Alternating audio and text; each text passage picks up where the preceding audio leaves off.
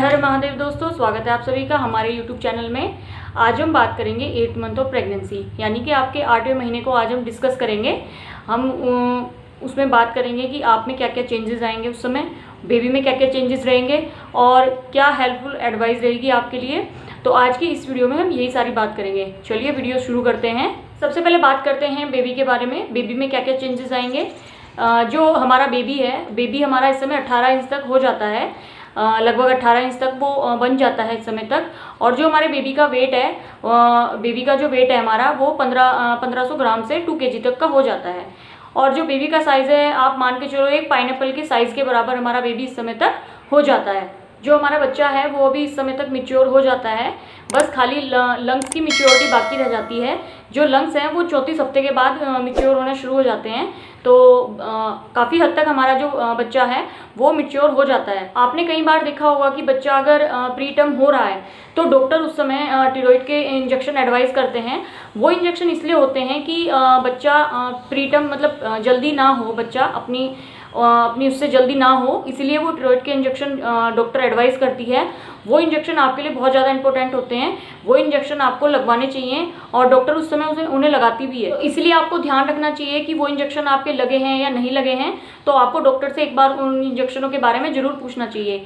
बाकी इसके अलावा बच्चे का जो कलर है वो कलर भी चेंज होता है, क्योंकि मैंने आपको पिछली वीडियो में बताया था कि जो बच्चे के मिनरल सेल्स होते हैं वो बच्चे को कलर देना शुरू कर देते हैं। तो इस समय तक आते आते बच्चे का जो कलर है वो पूरी तरीके से चेंज हो जाता है, हमारी स्किन के जैसा हो जाता है बच्चे का कलर। जो बच्चे के लेनेगो हेयर थे वो फॉल होना शुरू हो जाते हैं, यानी कि वो स्टार्ट हो जाते हैं, फॉल होना स्टार्ट हो जाते हैं। वो बच्चे का जो वेट है वो कंटिन्यूअसली इंक्रीज हो रहा है इस समय। और बच्चे की जो मसल्स हैं वो भी स्ट्रॉन्ग हो रही हैं। बच्चे की जो बोन्स है उनमें डेंसिटी बन रही है। बच्चे की जो बोन्स है वो इस समय स्ट्रॉन्ग होती हैं। तो कुल मिला के हम बात करें, बच्चे का जो डेवलपमेंट है वो कम्प्लीटली हो जाता है इस समय तक। एनी रीज़न अगर डिलीवरी करनी पड़ती है या महिला को डिलीवरी पेन शुरू हो जाते हैं टाइम से पहले, तो इस समय बच्चा सर्वाइवल हो जाता है। अगर आपने अच्छे सेंटर में दिखाया हुआ है या अच्छे सेंटर में उसको केयर मिलती है तो बच्चा इस समय सर्वाइवल हो जाता है, यानी सर्वाइवल कर सकता है बच्चा इस समय। अगर आपने अच्छे सेंटर में बच्चे को दिखाया है, अच्छे सेंटर में उसकी केयर होती है, तो बच्चा इस समय सर्वाइवल कर सकता है। क्योंकि बच्चा इस समय तक पूरा डेवलप हो चुका है, तो इसलिए अगर इस समय डिलीवरी हो भी जाती है 8 मंथ के लास्ट तक, तो इस समय बच्चा सर्वाइवल कर सकता है अगर आपने अच्छे सेंटर में दिखाया हुआ है। तो घबराने वाली कोई बात नहीं है। बात करते हैं आपके चेंजेस के बारे में, आपकी बॉडी में क्या क्या चेंजेस रहेंगे। पहली जो हमारी पहली वीडियो थी उसमें मैंने आपको चेंजेस बताए थे, वही चेंजेस आपके साथ रहेंगे। कुछ चेंजेस हैं जो बढ़ जाते हैं इस समय तक। आपके जो यूरिन की फ्रीक्वेंसी है वो इस समय बढ़ जाएगी। आपको बार बार पेशाब जैसी जो दिक्कत है वो फिर से शुरू हो जाती है आपकी, क्योंकि इस समय जो बच्चा है, बच्चे का वेट बढ़ रहा है, यूट्रस का साइज बढ़ रहा है, तो इस समय ये दिक्कत आपको दोबारा देखने को मिलेगी। दूसरा, आपके बेबी बम्प का जो साइज़ है वो भी काफ़ी इंक्रीज़ हो जाता है, काफ़ी अच्छा हो जाता है इस समय तक, काफ़ी बढ़ जाता है। बेबी का जो बम्प है वो काफ़ी बढ़ जाता है, तो ये भी चेंजेस आपके साथ दिखाई देगा। आपके जो स्ट्रेच मार्क्स हैं वो काफ़ी हद तक बढ़ जाते हैं इस समय, आपके ऊपर तक स्ट्रेच मार्क्स अच्छे खासे आ जाते हैं, तो ये वाला चेंजेस भी आपके साथ होगा। आपकी ईचिंग बढ़ जाएगी इस समय तक, आपकी छाती में भारीपन रह सकता है, आपकी ब्रेस्ट से कुछ लीकिंग दिखाई दे सकती है आपको, जैसे हल्का सा पानी निकल सकता है या हल्का सा वो दिख सकता है आपको। तो ये सारे चेंजेस आपके साथ होंगे।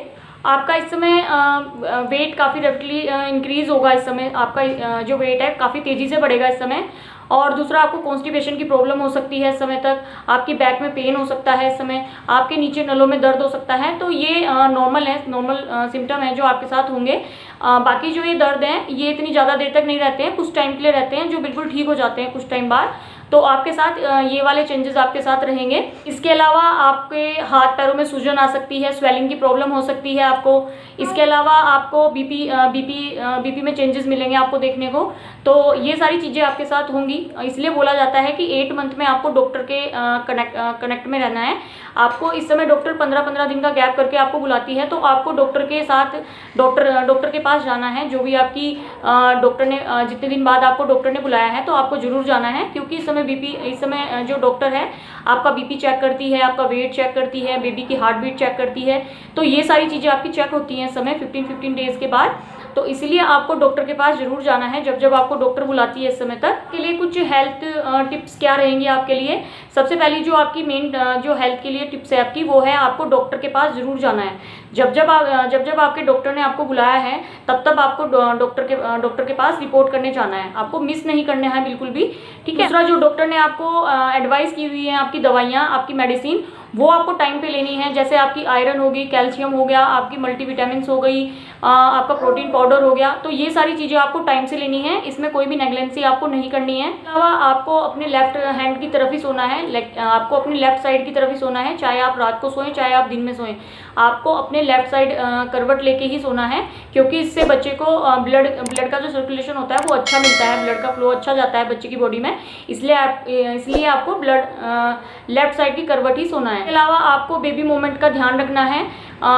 बेबी के मोमेंट हो रहे हैं या नहीं हो रहे हैं, इस चीज़ का आपको बहुत ज़्यादा ध्यान रखना है इस समय तक। ऐसा नहीं है कि बच्चा अगर घूम नहीं रहा है तो आप घबरा जाए। अगर बच्चा हल्का सा किक भी करता है तो वो भी आपको काउंट करना है। बच्चे के अच्छे खासे मोमेंट आपको ध्यान रखने हैं। अगर बच्चा कम मोमेंट कर रहा है तो आपको तुरंत डॉक्टर को दिखाना है। आपको अपने हस्बैंड के साथ, अपनी फैमिली मेम्बर के साथ अपनी डिलीवरी प्लान करनी है। आपको कौन से हॉस्पिटल में डिलीवरी करानी है, क्या आपके बर्थ प्लान रहेंगे, तो ये सारी चीज़ें आपको अपनी फैमिली मेम्बर और हस्बैंड के साथ डिस्कस करनी है। क्योंकि अगर टाइम से पहले ही अगर डिलीवरी होती है तो उससे पहले आपको अपना बैग लगा के रखना है। आपको बैग में कौन कौन सी चीज़ें रखनी है, तो ये सारी चीज़ें आपको तैयार करके रखनी है, ताकि अगर आपको अचानक से डिलीवरी पेन शुरू हो जाए तो उस बैग को कोई कैरी कर सके। इसलिए आपको इन सारी चीज़ों का ध्यान रखना है। इसके अलावा डॉक्टर एक सोनोग्राफी भी एडवाइस करती है 32 वीक्स के बाद, उसको हम कलर डॉपलर बोलते हैं, तो वो भी आपको कराना है। उसमें जो डॉक्टर है बच्चे का ब्लड फ्लो देखती है कि वो कितना हो रहा है, अच्छे से हो रहा है या नहीं हो रहा है, तो वो भी आपको जरूर कराना है। दूसरा, इसके अलावा आपको अपने डॉक्टर से लेबर स्टेजेस के बारे में पता करना है। लेबर पेन के बारे में आपको जानकारी लेनी है पूरी अपने डॉक्टर से, कि अगर आपको ट्रू लेबर पेन हो रहे हैं तो क्या करना चाहिए, अगर आपको फॉल्स लेबर पेन हो रहे हैं तो क्या करना चाहिए। इन दोनों में आपको फ़र्क करना आना चाहिए, तो इसलिए आपको अपने डॉक्टर से इनकी पूरी जानकारी लेनी है। ये सब चीज़ें हैं जो आपको बैक ऑफ माइंड पता होनी चाहिए। इन सारी चीज़ों का आपको ध्यान रखना है।